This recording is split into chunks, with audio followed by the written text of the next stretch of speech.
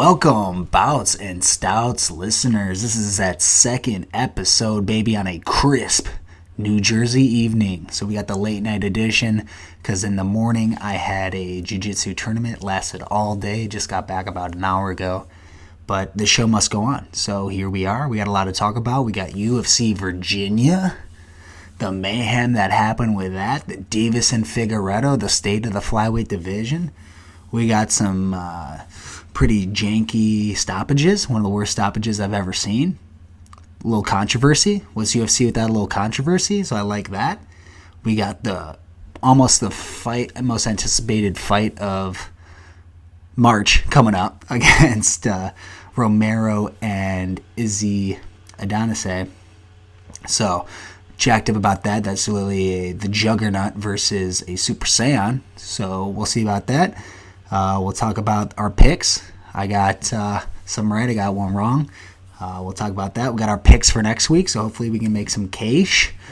And, of course, we got the Stouts coming in. I know for my Stouties out there, we got one coming in from Longmont, Colorado. I'm just going to tell you right now, it's America's Stout from what they tell me. And I'll be the judge of that, and I'll let you guys explore that Stout when I announce it. But also, Jamocha Chino of the week. I think we all know who it is. Been talked about pretty much all week, but I'm just getting to it. I couldn't have another episode without talking about it. Jamocha Chino with a certain cosplay costume that he's blaming on blaming for the loss. No, sir. I'm talking about state of the lightweight division. We got the King of Cringe, that triple cringe. And then I'm going to tell you how the Jiu-Jitsu tournament went because I'm going to let you into my world for a little bit. But first things first, let's talk about UFC Virginia Norfolk. I don't know how to say it. I don't know if it's Norfolk or Norfolk, but we're just going to go with UFC Virginia because it makes a lot of sense.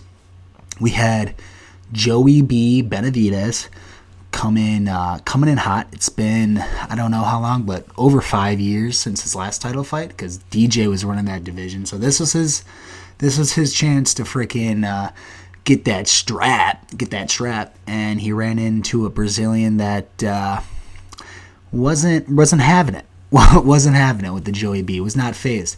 So he comes in. Figueiredo comes in 2 pounds above what he could, so he couldn't win the title at all. First of all, what are you doing? This is like the fight of your freaking career, and you're gonna blow it.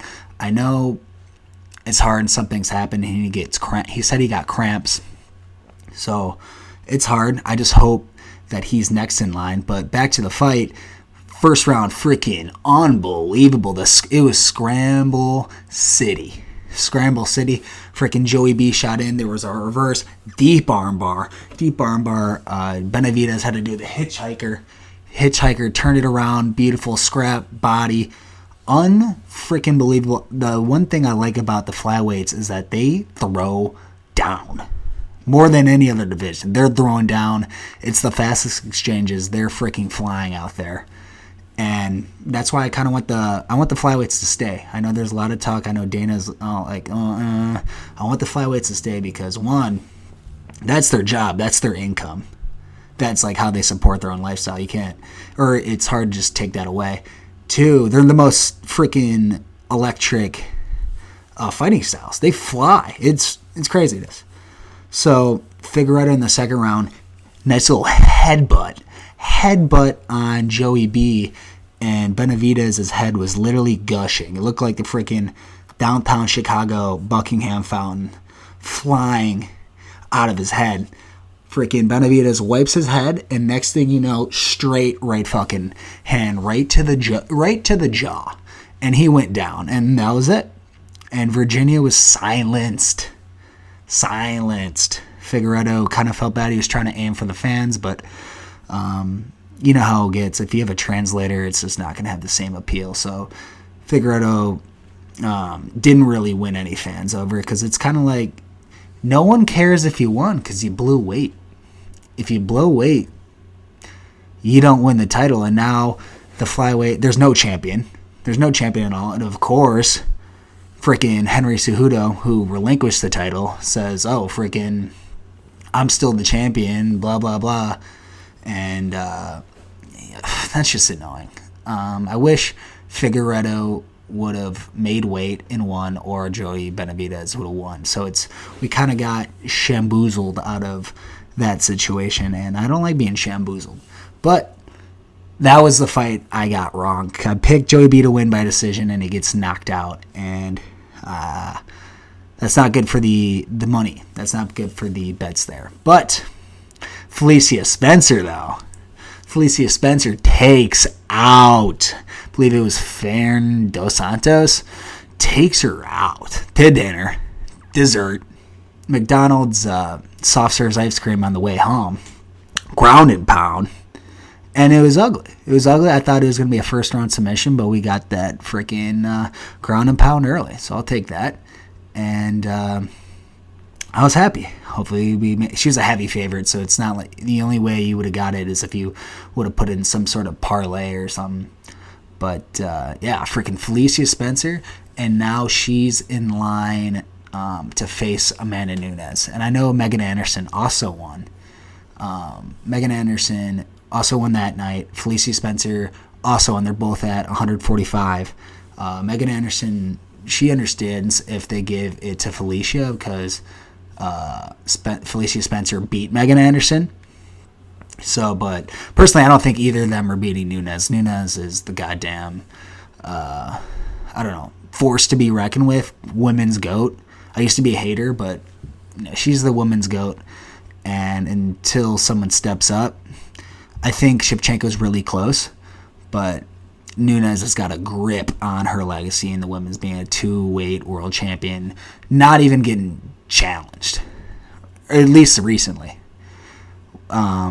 So we'll see. If Felicia gets a title shot, then I don't see it going any other way, because she was getting pieced up on the feet. She had to take it to the ground. And Nunes will piece you up, and she'll piece you up on the ground too. But yeah, we'll see. We'll see what the UFC does with the featherweight division in the women's world. But Nunes got a grip on it. And now I predicted Magomed Ankalaev would beat Ian Cutelaba. My voice is a little crusty, so I had to take a little sipski of the Longmont, Colorado Stout coming our way. We'll get to that, don't worry. Cleared it up a little bit, and Ian Cutelaba lost to Magomed Ankalaev in the very first round by TKO stoppage. Oh, I think they might have done a knockout. And knockout on the feet. So Magomed was piecing his ass up. Boom, boom, boom. And Cutelaba would do this thing where he was wobbling, but it looked like he was out of it, like dazed and confused, but he was claiming he was just doing head motion. So he was getting rocked in the face, and then he would wobble and get stunned. But then Magomed kept hitting him, and he wobbled one more time, and the ref stopped it while he was on the feet. And after he stopped it, Ian Cutelaba looks at him. He's like, "What the fuck are you doing? What are you doing? No, no, no." And the crowd's booing the absolute piss tits out of the ref. And it was madness. It was a bad stop. I wish it would have gone like 10 seconds more. Because at first I'm like, oh, he's fucked. Because he was wobbling. But then it was like a weird head movement wobble. So I didn't know if it was like such a good rope-a-dope impression that it fooled the ref, or he was stunned. I think he was stunned. I mean, you got to stop it. So after the ref taps him, after the ref stops the fight, the Ian Cutelaba goes, "No, what are you doing? What are you doing?" And that's it. Because as soon as you stop the fight, there's no, "Oh, I fucked up. Let's just be good." Fight's over. I was thinking about ways of we could correct that, because the sport, it sucks. Or like, it's just a bad situation. I wish there could be a way. And the only way that I thought would be fair is that if the ref asked Magomed, who did the knockout, if they could continue. Because it's only fair to him. Because if he continues, one, fans go apeshit. Look at this guy as a hero. And then, like, there's no controversy. They just keep it going, you know. But if he, like, denies it, he still gets the win, and it's not really unfair for him. for Magomed. I don't know, that was just a simple thing I thought of. Actually, my roommate mentioned that, Lewis, but we'll get to that. I'll take a little credit for it. So yeah, those are the fights. I got Magomed and Felicia Spencer right. I got Joey B wrong. So I'm 2-1. I'm gonna keep track. We're gonna keep track on this, and we're gonna be having a good time on that. But how could I forget the Bouts and Stouts World Championship fight? Went down in Virginia. And if you guys don't remember this from episode 1, we are going to track. I asked my producer Nico, I said, hey, pick any undercard fight on this at random. Does not matter what it is. Nico goes, Luis Pena. I'm like, okay, Luis Pena. Freaking Violent Bob Ross. Let's go. He goes, yeah, they're fighting. So what we're going to do is we're going to track the winner of that fight. And they're going to be the Bouts and Stouts world champion. And we're eventually going to follow that winner as they progress. And whoever the winner is of that fight, they're going to be the champion. And as soon as it gets to a title fight, we're going to have a Bouts and Stouts stout party in San Diego, where Nico's from. And we'll probably do a fight companion. So the Bouts and Stouts championship went down between Luis Pena and Steve Garcia. I was pissed because in the middle of the week, Luis Pena's original opponent pulled out. So I was like, oh, frickin' A, our championship is already derailed before we even started. But then Steve Garcia comes in. Steve Garcia says, yeah, fuck it, I'll fight him. And Luis Pena, the fight was very one-sided. Luis Pena got body mount triangle in the back mount. Very, like I said last week, most dominant position in the game.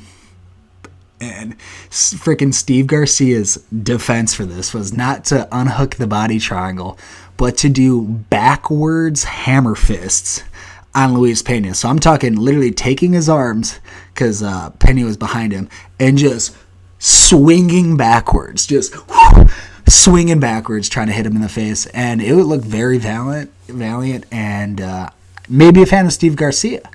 However, did not get him the win. Luis Pena got an easy, I think it was 30-27 victory. So Luis Pena is our Bouts and Stouts world champion. So we'll see. I will find out. I'll keep it tracking. When Luis Pena fights next, we will see who wins that fight. And whoever that winner is the new Bouts and Stouts world championship. And theoretically, if they keep winning, then eventually they're going to get in title contention and potentially fight for a title. So, and when that happens, like I said, we're going to go to San Diego. So we'll always be following the winner. So I'll be keeping an eye on Luis Pena. Hopefully he stays in the UFC. If they get out, if they get cut or anything like that, then we'll start over from scratch. But the idea is to have a fight night undercard, which is kind of the lowest UFC prestigious, and make it all the way to a pay-per-view main event.